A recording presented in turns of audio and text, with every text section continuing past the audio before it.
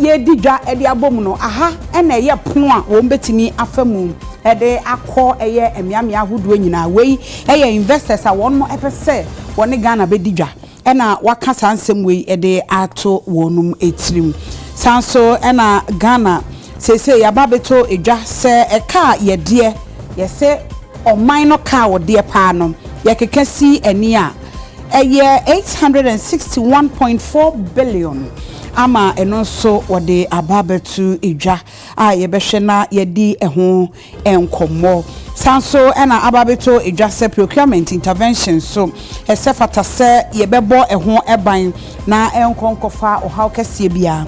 farmer expert ena womu eka ede akire eye auditor general sanso ena sesie yi akwatia by elections no na no kra na edi ho nkomo nra mpo na edi ho nkomo aye kase se dia posifo gu hoyi eni empanimfo bi kire san hwe yi a e ma nkrofo nkonkoto aba sa pepepe ena election watch Ghana womu de krata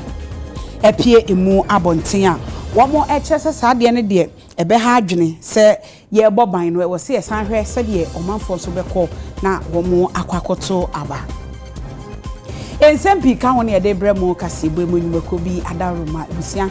this way chocolate drink the ohia yin so share ye was special ice mineral water ye was special drinks ena ye wo best point savings and loans a womo eni nimako awasasene ama ewie kasebo yi ye de ebremo se ye bo era ensem ni mu dia na ye kwakopiem ewo Singapore se de mampanyi e de atu edwa we eye forum a wonum eye ye ma no ehia investors ahodo no na eno ena President John Dramani Mahama wo ka kire Singapore womu enimde womu a woni omu ehia ya wodi eye Ghana ho adanse e de akire wonum no ena wo ka sese Ghana yen ya ready dada a ye twen se ebibrem ha sei wo bia eba ebibrem no ne ebibrem aba bedi edwa anase wo bebia adwuma bia Ghana ye gateway epono nankasa eye Ghana ena abetimi afam esanse Ghana ya hihye ye nneoma yie we na eye African Singapore Business Forum a e course wo Singapore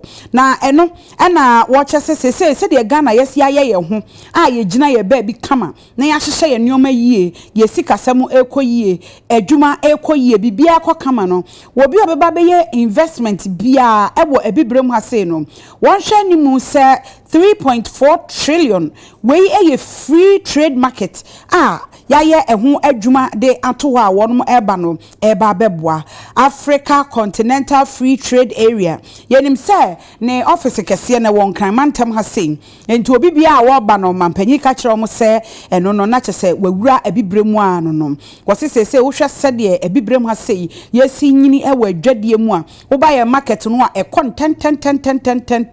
enu nti na ema no ekasa obu nkonta no ahwe se de se yesi kasam ekoyie wo hwe ebibremu ha sei se de adwadie ekoso a na eno no ebeboa wo ha mu chichemu be se aduonum ewo emfie 9 entem no investment bi on beba be ye no enye den se wo mo nsa ebetimi aka wonum sika ewo sa kwan no so na bra na woni business community no ekasa we eye 8 African Singapore Business Forum ena mampanyi eka kire mo se obetimi asisudua de akire wo mo se island Asian countries no so mo de o mani kire Ghana ebeboa wo mo ewo wo mo adwadie mu bibia wo mo eyemu eninti womuntu anamon na womumra sede be ya eno ebetimi akoso kama ebeboa ewo kwanbia so ama eno no mampanyi ede eto won manim ewo dwumadie yi ase yet waso Ediana Minister for Energy and Green Transition Onimunyanfo John Abdullah Jinapo na wache se comprehensive review ebekoso National Petroleum Authority weye Act 691 so wohyehyɛ no afimpinu ni enum eno so na ogina se de be ya wo mo betimi ama emra no ana hyehyɛ na wo ho no emu atumi ayeden na oni stakeholders na ekasa MPA bill no ho ensensem a 2024 baye no enumu ena na wo mu edi hu nkomo ebobo hu ena odi asemwe etu eja between the MPA Acts and, for instance, some other acts. In some jurisdictions, you have a downstream petroleum regulation, and then you have maybe an MPA Act. in this situation, we are using the MP Act, 1, to regulate, 2, to formulate policy. And if you look at it critically, that is what we are doing. We are dealing with the law, which is the legal aspect, but also dealing with policy in terms of what this nation wants to do. And so I want to appeal to you to give off your best. Let's have a session devoid of unnecessary personal interest, rancor, antagonism, and then let's deal with the issues. Act 619, like the Chief Executive said, is about 20 years old. It's not done bad at all. And I'm learning a lot of lessons from the petroleum sector. And I've made a lot of position papers to cabinet. The petroleum sector, in my opinion, that's why the challenges seem to be doing better than the power sector. So the question is, what is the petroleum sector doing that the power sector is not doing? So we can learn. And also, what are the few issues in the petroleum sector that we can enhance? One of the key issues has to do with Lacan allocation. I get inundated with issues of Lacan. And that's why, together with the MPA and other stakeholders, we want to have a second mooring system. Once we have that, issues of Lacans are over. So one of the ways to deal with such challenges is to address the root cause. And we've been working around the clock to address those issues. It is clear that the National Petroleum Authority Act is 20 years. And like it is always said, the industry is always faster than the regulator. Industry men are always coming out with new schemes, new styles, but the act is 20 years old.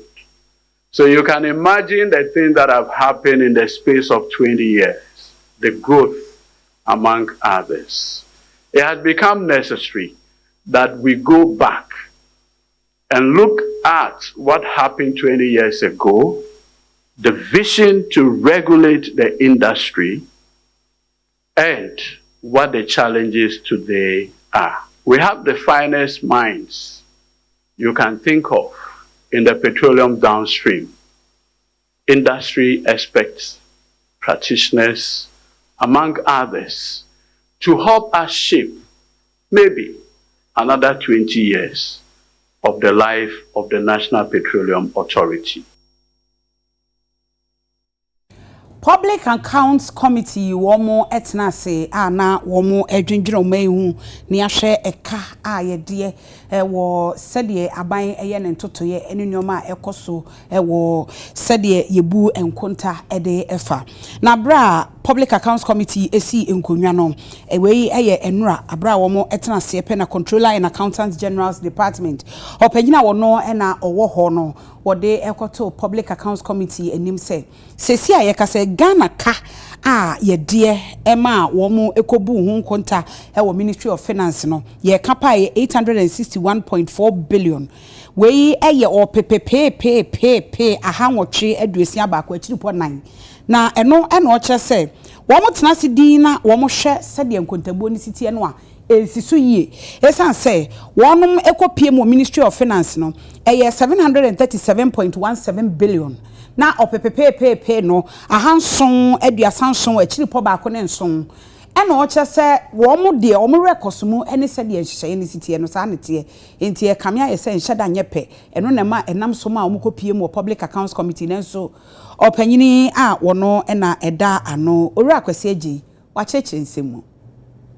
Chair, what I would say is that we prepare whole of government accounts covering the local government, that's the MMDAs, central government, and then SOEs. So when it comes to the debt figure, we look at that for central government and guaranteed SOEs, and then the unguaranteed SOEs, and the summation of the two gives us a total for the whole of government accounts. When we did that, our figure for the whole of government accounts was 861.4 billion. And that of the central government and the guarantee SOEs came to 711.4 billion. And this is what we reported in the financial statement. But after the report was submitted to Parliament, we met with the auditors, and then we did some reconciliation but we still came back with the same figure, the same 861 billion for whole of government, and then 711.4 billion for central government and guaranteed also is. So far as we are concerned, we reconcile. The figures haven't changed. The figure as we see in the financial statement is the same as we have after the reconciliation, and they haven't impacted on the accounts of the state. There wasn't an overstatement, but just some few reconciliations that we have to do with the auditors. Thank you. Well, I can also say that I have the breakdown of the difference, and that pertains to the various SOEs. What we would want you to do moving forward is collaborate more with the audit service, and also let your responses be timely, because they are also bound by when to report when to submit these reports to Parliament. You know, there's a timeline. By end of June, they also have to report, get the reports ready and submit to Parliament, so that when you don't respond on a timely basis, it affects what they do. So I believe we have brought some clarity to this issue of the overstatement of public debts. The difference had to do with the unguaranteed state-owned enterprises, which we have the breakdown, and that did not materially affect the accounts of government. So I'd like to bring this to an end, and then ranking. Thank you. Yeah, to us so that's why our public accounts committee said the enuma and I say enuma ekoso ewo ho eno and nam so I'm a chartered procurement and supply consultant Ora Anthony Abochi every year. What they afutuo Emma say Auditor General's Department say woye nneoma yie and hye to say ene procurement no nkebe ya nkrata asem no e wo say ye de edimu enneoma na wo mo eye no wo mo hye ne yie a ene obetimi aboa ema saa sika wo behwe na ebi nwunu enneoma enhyeda nkoyie e wo nkontabuo mu ne enneoma esese nipa ya wo mo nye ne nyina no wogidi se betimi akofom na we nyina gina so eye krata wo mo twode koma Auditor General and afi Right Honorable Speaker of Parliament Chairperson ma Public Accounts Committee and afi wo mo di bi so koma Chief of Staff Ewo Office of the President and non enam so openyi achechensi mu say bia ye hia aye de bebo public procurement to ban na krono enkoso ye wodada say yemra ye wodada enti dia kan no ye enforce ade ba kwa procurement eye na ode fight corruption transparency so bia ni tuemu a ede so betimi akwakoye bibi bukata ewo nchen enti ade ba kwa public procurement practitioners elimpa ne say bibia ne ebie enti say we tender you say invite biba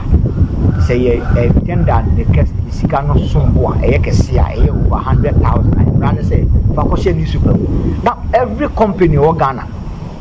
ton sa ade ni bi na o deal is sa ade ni bi and obetuma provide sa ade ni bi ono so nkoto na omra no me provide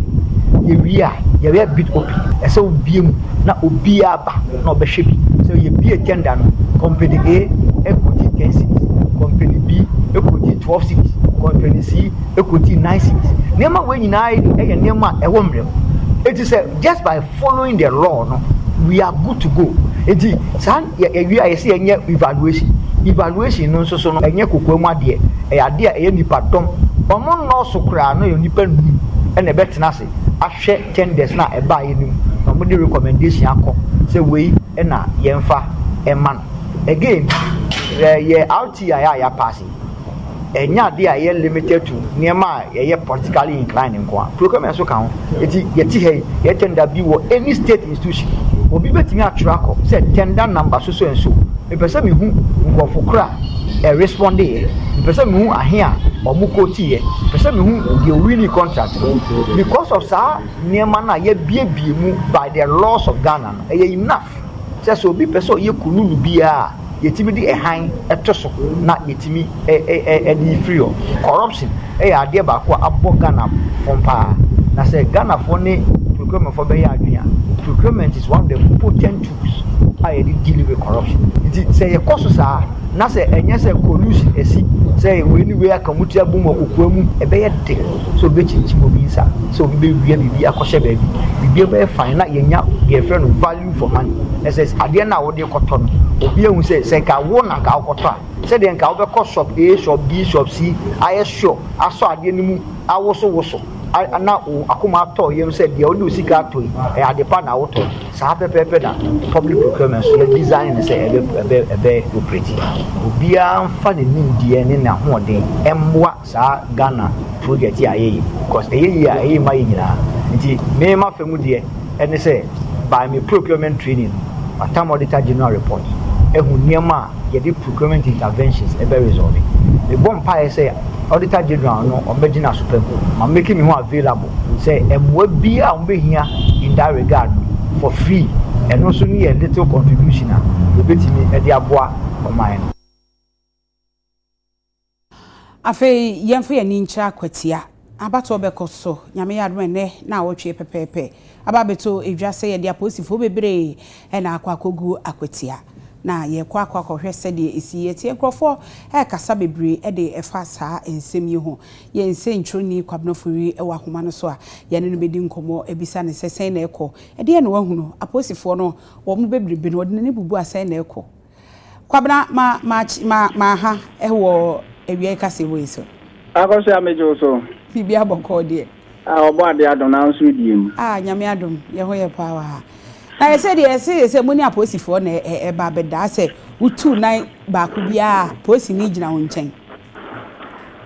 sede wa kano saa enetie mema eye ahwefo ne etiefo akwa abadeba eye akwatia minu ka semprimpe de gina akwatia kurumu ankasa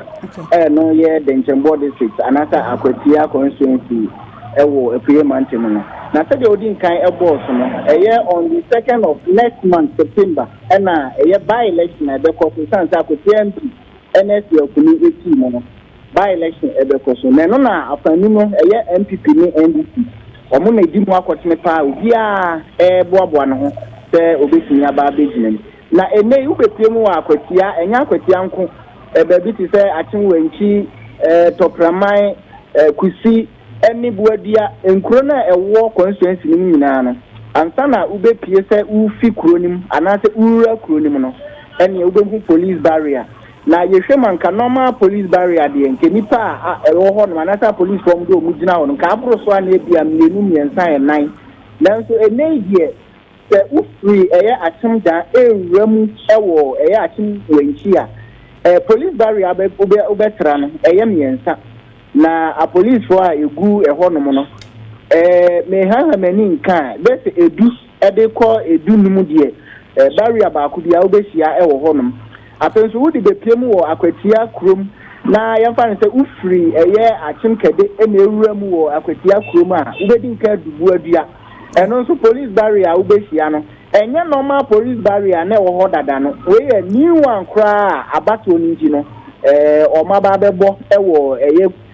kwan no so eno nso so ube sign police barrier mienu ho na eno nso saa police for egu honom no na mi ha mani nka bese edu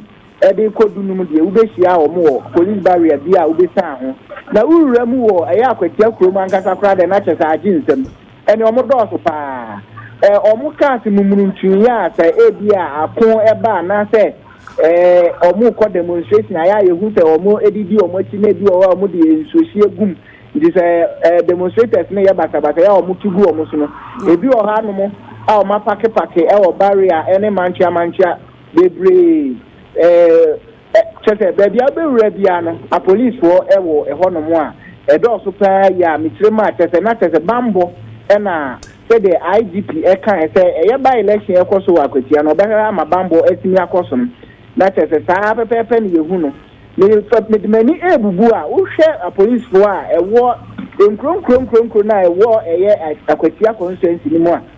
ebabru 500 impo said e wo share eho bo no na ye hwe ni se bi baba be ka hu o sense saa na be gina o mo de beto aba na eno nso ye hwe animu so woni o manfo ni bi kasa na obisa o mo se police for na abegu abebre no ama o mo yam hihye o ma na ebi mu kire mu a o mo de o mu hu no se ye hihye wo because omun say police for normal day and omo ye omojuma ebi nso tire say bi hu abeto omo so pa isan say ya mispe ebia entokwa betimi apiem say de hu bi ewo TV so wa bekuma no e ko so no eti ama ebi mu nso eyam sisi omo sɛ wokɔpie mu wɔ afanu no mekyerɛ MPP ne NDC so a obiara bɔ ne nto a ɛnɛ obiara nam ɛyɛ nkronkro no so a ɔmo bɔ nto aka ɔmo nsɛm ɛkyerɛ sɛ ɛyɛ ɔmo mbɛto aba no ntumi nte ne nto ɔmo akoma so na ɔmo ntumi nto aba ɛmfa ɛma wɔn na wohwɛ mu nso a ɛyɛ ɔpani baako a danka ogyina ma ɛyɛ PPP ɛyɛ David Ankoma ɔno nso trem a isi ɛwɔ ɛyɛ akwatia ɛyi ne din afiri mu wabra a wɔhwɛ ne ha ma wɔtimi ɛboaboa ne nkrataa ano ɛde ba bɛfa ɛyɛ paper ɛkɔ fele yɛde kɔ rounds kɔ fele ene eduru sɛ ɔmo yɛ ballot mpo ɔkɔyɛ ballot ni bi a nanka ɔbɛda number 3 ɛwɔ ballot paper no so nanso ɔtrem a isi kyerɛ sɛ ɔyi na fi mu san sɛ ne nneɛma bi ɛntimi ankɔtɔ ɔten anaasɛ nneɛma a na yɛ ebi sankrata asɛm ɛfa ɛyɛ ne sikatua mu anaasɛ nakatua ɛne ne nneɛma bi no wɔntimi amfa ama nti atwe na sense a wɔntimi yɛ mu ene ɔno nso so atabiri ɔne ne Action People's Party ni nyinaa ɔmo atabiri ɛyɛ isi no nso de akɔpie mu wɔ court a yɛhwɛ anim sɛ isi nso so ɛde bɛba ama yɛhu sɛ on the 2nd of September na wɔn ahyɛ no ɛbato no ɛbɛba so anaasɛ nam court asɛm a aba mu no nti ɔbɛsɛ tu ahyɛ ta nti ɛwɔ atwɛn mu a yɛwɔ ha yɛhwɛ ɛno nso yo kwabena enti sɛdeɛ wɔn si ka no emu akyɛ anaa wohwɛ nipa dodoɔ no mom na wɔn yɛm hyehye wɔn ɛwɔ apolisifoɔ ne dodoɔ abɛgu hɔ no dodoɔ na mɛka sɛ ɔmo yɛm hyehye wɔn ne titiri yɛ nkura no anaasɛ nkuro nketewa no a ɛwɔ constituency no baabi te sɛ ɛyɛ wɔnkyi ɛhɔ no police ogu hɔ yɛ paa minim ada sɛ ebi a abato a yɛatoto no previously yɛ na mentimi ho anse ne pinche timi ba hɔ no ɛno nti ɛbɛka sɛ bi ɛhɔ yɛ flashpoint kakra no nti na ɔmo dɔɔso wɔ hɔ na afei nso woba buadia nso a nipa ɛyɛ police no ɛwɔ mpa akwatia nso ɔmo wɔ ha na dodoɔ na ɛkyerɛ mu a ɛde ayɛmhyehyɛ titiri ne mɛfa nsɛ nkwala anaasɛ youth no ɛna afei nso maame mpanyifoɔ no na mmom ɔmo mpanyifoɔ so kakra te sɛ bi a efiri aduasa 30 ɛde kɔ bɛɛ sɛ de osia hɔ no deɛ ɛyɛ ana ɔmo bɔ mo sɛ ɔmo hu no sɛ ɛyɛ normal na mmom mmabunu no a ɔmo hu bi da saa no ɛna afei nso mpanyifoɔ na ɛmfa nsɛ 360 ɛyɛ kɔ no nso no ɔmo na asɛ ɛde ayɛmhyehyeɛ ɛde aba abɛtɔ ɔmo so kwabena yɛbɛda ase papaapa ɛne amaneboyi matini ni aba yo ebusuafo yɛnse ntwero ne kwabena fori ɔde firi akwatia ɛhɔ no no deɛ odi ne kui enti ɔde ɛho amanebo yɛnim sɛ ɔbɛkɔ so akɔpem ne na wɔtwe a yɛbɛto aba no na fe yesu yate ɛho ogum na ne yɛsɛsɛ yɛde ɛbrɛmo no yɛde abrɛmo na saa ensɛm ya na nkomo yi a yɛdi me ne kwabena fori edi wo nkomo yi ɛna election watch Ghana wɔn nso wɔn yɛ think tank a wɔn ɛhwɛ ɛyɛ abatoɔ emu nsɛm na wɔn asɛm wɔn de ababetu edwa enie wɔn ɛkyerɛ sɛ sesi a yɛkɔ akwakoto abayi deɛ broni frɛ no disappointment no wɔn ayɛ bi papaapa deɛ wɔn ɛkyerɛ ne sɛ sesi a yɛkɔ akoto aba ɛwɔ akwatia yɛpɛ sɛ mmara yɛ adwuma yɛpɛ sɛ mmara egyina ne nan so na nneɛma nyinaa etumi ekɔ yie na sɛ nneɛma ekɔ yie ɛdeɛ a na deɛ ɛsɛ fata ɛne sɛ yɛbɛbɔ ban na yɛbɔ ban nso so ne ahwɛ amantɔkwa ensi ɛwɔ hɔ a deɛ wɔn dwene ho ne sɛ ebetumi aba sɛ ɔmanfo yɛm bɛhyehye wɔn bɛsuro papaapa sɛ ne nyinaa mu no aposifoɔ no dɔɔso dodo nti anhwɛ yi a nkrofo mpie efra bonten ɛmma na wɔn ɛma meto aba na deɛ nam so ama wɔnom ɛka wee nyinaa ɛne sɛ wɔn ɛnhwɛ na sɛdeɛ aposifoɔ no bebrebe sitie no wɔn nte so esan sɛ ɛbɛyɛ ahunahuna dodo ɛno nti wɔn ɛnhwɛ sɛdeɛ ɛbɛyɛ a ebetumi aboa na enipa dodoɔ no a ebetumi aba esan sɛ by elections kɔso ɛwɔ mmea ahodoɔ bi a na asɛm bi si a mpre bebree no ɛyɛ a wɔn ɛmpɛ sɛ wɔn bɛba abɛto aba esan sɛ ɛyɛ nipa kakra no ɛbɛkɔ akɔto ne noa no wɔn hwɛ so na wɔn de ebu atɛn anaasɛ wɔn de ahwɛ ayi nipa na ma no aba abɛgyina hɔ ɛno nti wei deɛ anka yɛma yɛka bi ma minka bi na yɛpɛ no ɛnsan ɛmrɛ bio na ɛba a ɛno ebetumi aboa ama ne yɛhwɛ animu no etimi akɔso enunti womo ede de edi kan omo kire se accreditation a yede ema politicians no womo a yede ema womo ni nyina no womo nhwe accreditation no obi bia woni accreditation na emom yenim no eni kwan se mpanimfo ema ne kwan ema no eba ba bia ye to aba ne mpo ni kwan se oben ho de to so mienu womo nhwe na womo nye screening obia obewram se oye abato adwuma yeni o se oye anamu cinema party bi o se oye hwane o womo enye nipakro no ho nhwehwemu ansa se yehwehwe no ho se bibia anhye no ho a ebetimi apira obi a de to so miensa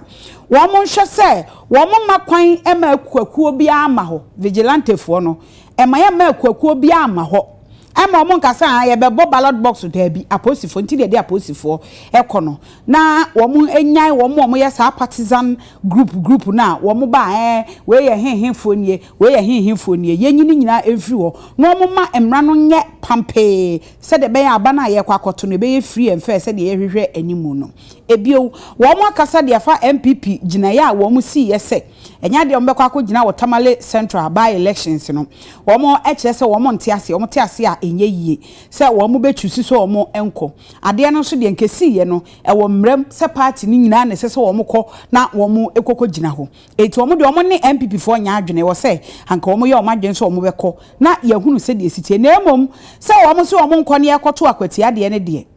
womo enhwe se de be ya ye besa akọ ye dada mu se ye koto aba ye ni suro bia na ye be kọ no finchim ne akoto no na sa free emfe na ye hwehwe no ye nsa etumi aka ewo sa de ne ho a wei eye election watch Ghana womo ene de ba opanyina ne nsa ehye ase omo ye mienu eye owura maka wisi ako ena eye Jude Balma womo ena womo nsa ehye sa akrata yi ase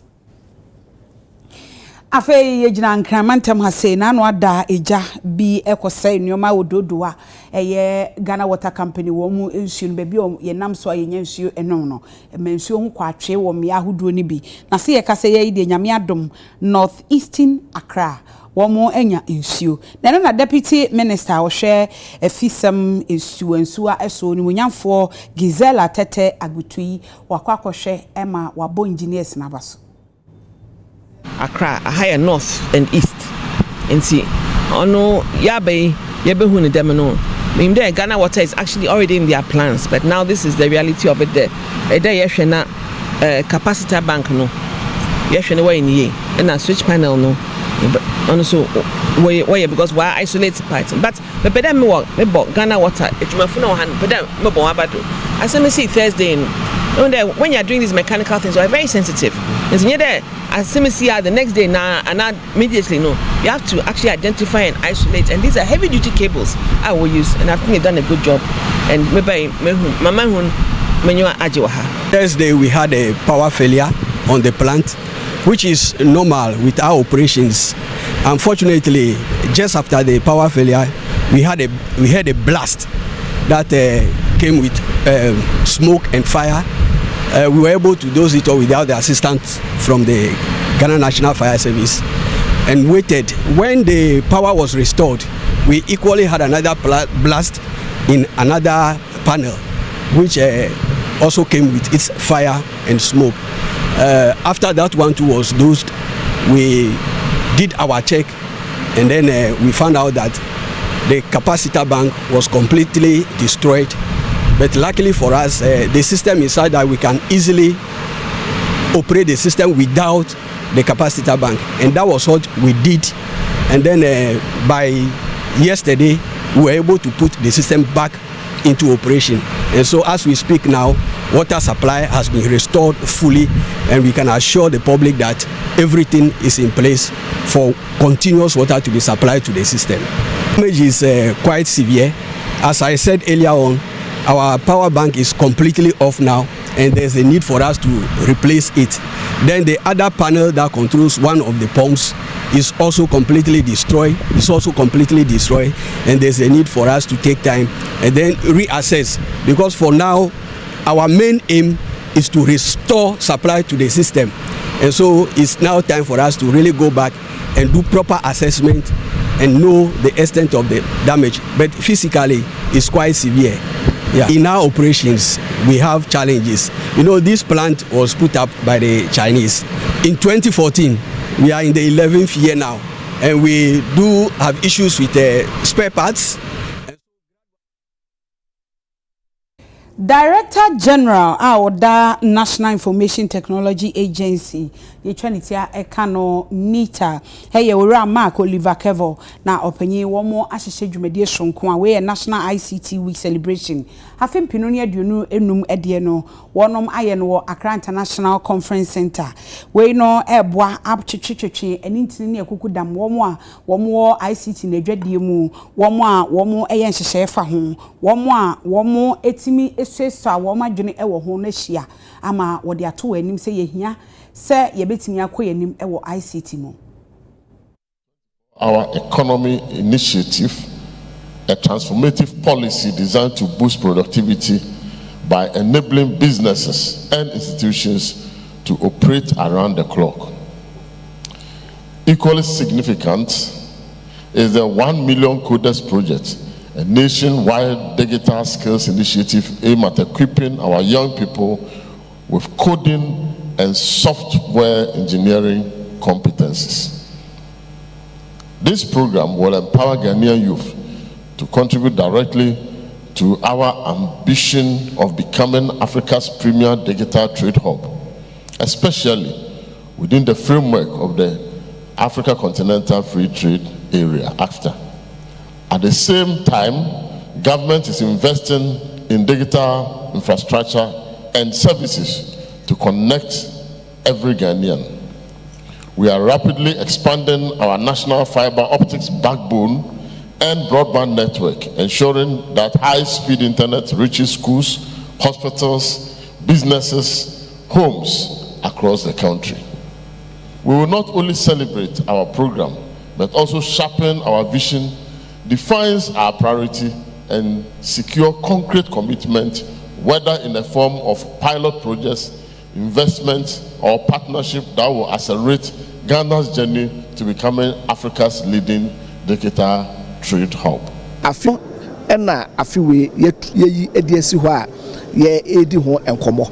ya ka ese se oman Ghana ye ye niema toto ye niema hyehye niema yi a ha sei no ye mamu ha sei no e ba be ye edwadie tenabia kese a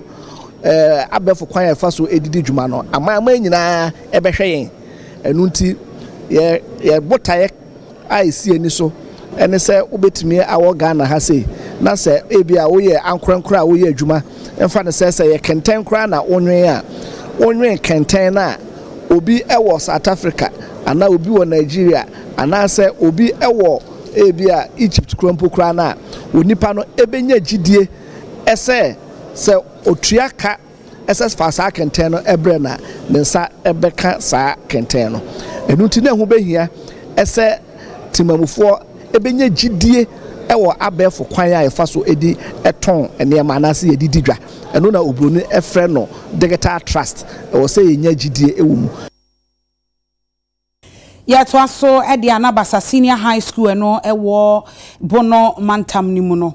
enam so ama oswafo ankasa wo bono ehono akọ suku ho akosra wo abra wasi sohwe yi ekoso na no na onumunyamfo Francis Owusu antwi ka kire wo se wo nya hwe yi efrisa abre akopim so mbewie na nkonkoba se obi ebe kwakowie amaya so ni mu na akwakofa ohawo aba na nso so wo mususu ye kire se wo mo hono nyoma ne akade ebetimi ama suku no awie peye ama akirefo ne asuafo ho ato mo nso ewo hawo emom de to nanim. The present challenges are what I've already mentioned to the minister. I said we need a pickup that we can be used to transport our papers or in the movement where we don't need to go with many people. And another one is our dining hall. We don't have a standard dining hall where we can accommodate all our students. So we need a dining hall that can accommodate all our students. And a modern kitchen where all our food should be prepared. Now, this is the only kitchen that we have, and we are only managing it. So we'll be very grateful if Minister can liaise with all these various stakeholders to provide us with. For the accommodation is okay. The only side of the body facility that is not encouraging is the kitchen and the dining hall. Mantem swafo. Sini isi ya kamba papa, especially Basa. Yeah. I am a one and so because social media na odi matem. Osi mukro mfutu hospital kwa mi bi ampa. John Dramani man ba ha ne second year of the bar, first year of the bar is no my yiblo. Yeah. Na me se nka Kofi Anto ata no fura konyam. Na wadu be 70%. And the predecessor na Akufo do ba ye obewie. Yeah. Nti sanya me no kase secondary school akore and ye nsaka. Na babia se say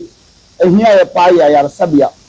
Agenda wan masin kabeji. Yeah. Nimia by free as Basako kabeji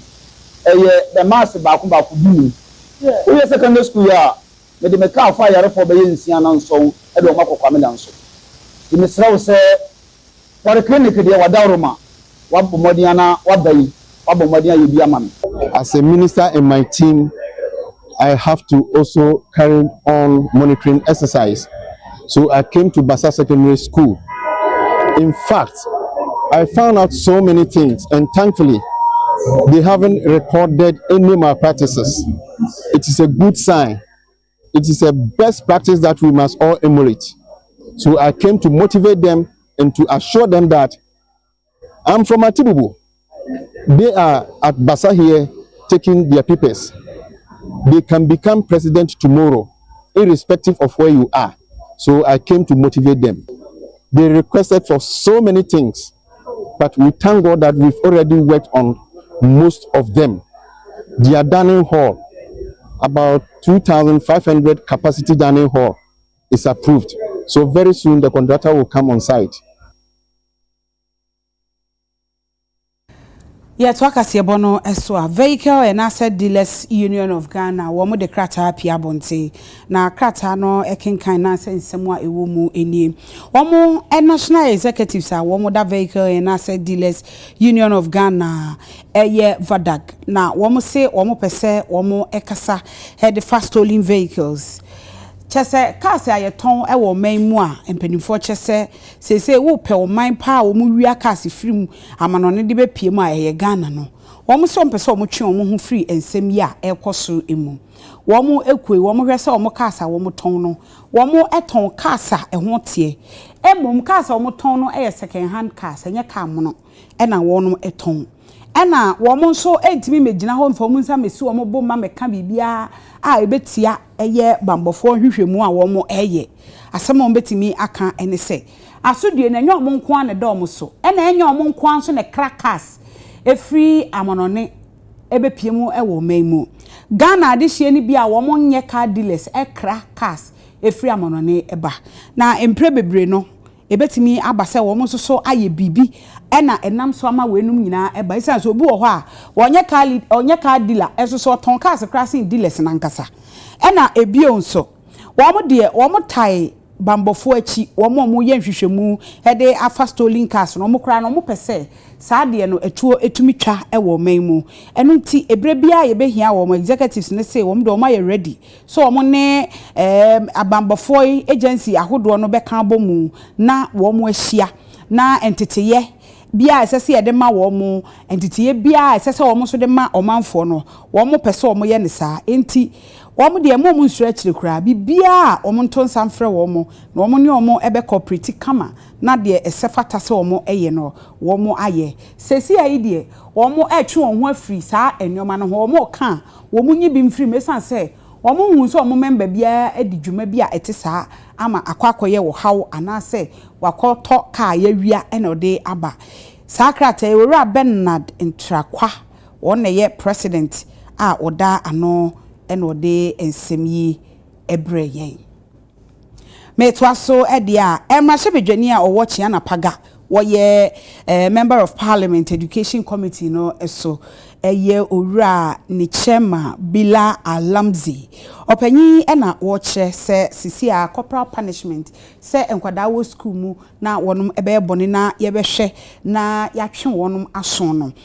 sese no kame ayese ye hia wo school esanse enkwada na so aye din papa wo maso aye din te se mampam te se wo ye ne hwia enye yie etinke eye senka ye betimi ahwe na ya twe enkwada na so esan say ebre bi atwam no ye no bi say no ne de aba e na tenetene wo ya de ne nya ne de aba yi ya twe ne de atwa wo yetwa nsem yetwa ato de bubot bo se sia no ani so ato na de kro no nsan koye dum we de efi si eja say ye se entwe o maso yi kra de ne ati nke say sukuu ni akwada atimi kokobbo teacher ni asom how for the way who born dog da bay na waka asasem yi wie ye no na enam so ma senior education advisor Dr. Peter Atefa ono so say ono na nya adwene ye twi obia so titru efa ewo yisuku mu no se ye twi abofra so a ye twi na so se obetwe ne ho afi bibi bone ye ho ade enye ho se be ya obesua ade yie ana obeya de fata a daachi so free school mu no obefia oni nipa betimi atra ana mpo se obesua de se be ya obetumi asua ne nsa no adwuma no de ye adwuma na o de abone bra ana so se obekọ danum ewo na de suam enti se tete mofra ye de asotwe kakra eka ho na asotwe no ensese edi abofra no dem ensese asotwe no ema abofra no etwe ne ho kura afi adesua ho asotwe no ye twe se be ya abofra no nani beje ne huma sua ho no aye nia ese no wasua no abenyini abeye opanyimpa nti sana asotwe etie na kasa corporal punishment ya asotwe a ye de ma abofra etimi twe no fi na disua ho obedumi akasami nkosuku no kura bio esa se asotwe de ba me no ya mama dane nti sa bi aboa bi ene say si ade aba be si abofra so ne ya be bro no ase be ya na chi be papai se teacher ni ya discipline a abofra no so be discipline so you see the teacher is a mirror reflection of the child now trainer there so they are hisi ho no a so sana teacher no so ohun ne ho e wo ne mofra na o kire o made ni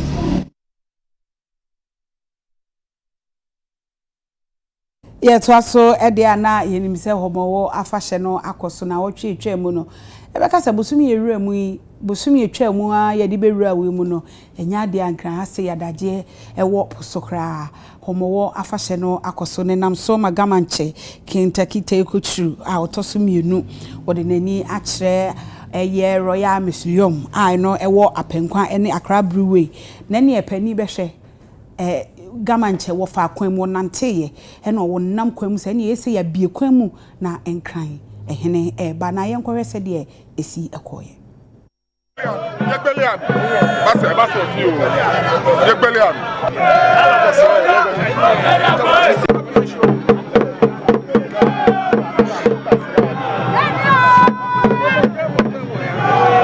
ya file na kpato na gbeti aso baba ha me ni eni emejelaji ha me ni eni na me yespo ono so me se lo gani eni yespo she kameka wagani eni ha wo yi wo yi me pikaka ake wo ya batumo amaga robo na sene chatubi oda klo no foji onufui no ke mi ke mo ba ke music ko ba bi peple na so phone e ko no ke mo ke o so peple mo asisa ya bi blo fo ma ke mi no am a shop flowers no ba bi na flowers be this year be ma bi to 10 times no ke ma chef flowers ne jo sumo New York amoko mi jawo gabi kame bocho ni eni no no just to flowers bi e ko na ka ba bi e pe mo fia mo ne woku nyoku alo eche alo enye bi e pe ke ba ababa kaile ababa bi sole mo hale awusa me ye loko na me fi oba na ke moko na e ko leti ameto be na me kan yo ni hale na me bi osole bona fe ni amena hejole alo amena wa na no mini wala won neke bia mi wo ka awusa me be fan be mingbla mo kokra be mi wo ne kan bia mi ne wo ka bia wala wo ba ha me ni na me yo no wo ka bia wala ke no ya bona fe ni na me yo amena hejole bona fe ni ka me wa mi ka ye ke na kan jomo e ko nsuo wo no ye hia yo nga da fie wo ba hwani ye apenkwan go me manchema go tayo afile wona hwani ha sisa ye ka gbene omo wo bo ne yo le ha wo mu omo wo na mene ta meji amedo wo se na meke jo mo jino ajo wo ni wayi wala mi wala se chele ke wala pe mo chomi ye wale no fia no ni ehia ke sani ameka pian wo manyemeke manchemeka sapateme tani dako chulwe amekana kani apia pepepe ni mo ya ke chele mo aba eja ka blema bi ni babo ade ni batwaga machine ama me yo bi e wo mene ninga e kaya me wo ba swani wonda ninga shi eja ke ne ba ye manchene wona chake mo ne baga ni wona wa mo so to ne wa gbeken bi ni ya school e pay am school fees e fe bi na pe e ka ma bi e fafa egbe na ma kase ni wo be manche me enyo ega manche ko be pe wo yo ega yo wa nyu wa ha le gbomo jo be wale de ha la wala se chele ni le ka nga ke ye shikamo ni yo wa nyu wa ka drole wa qualify e ga me e mo mi na kan no wo nu mo ni ji kintaki te ko chulu ni ji enyo no eyen vision ko ke bagana ke bahaga ke dangbe efe nya gama efe wo rally behind him ni wo support ale ni vision e ba reality ni ga akọ emo papapa ku tinye pregnancy ni yo ya no esumo ye akecho ama na efe ni ake ba twa fachi ni ye ko afopule nje school wa ego ke lutumo ni ko obran ya mache ni wo ga no ke ya ni wa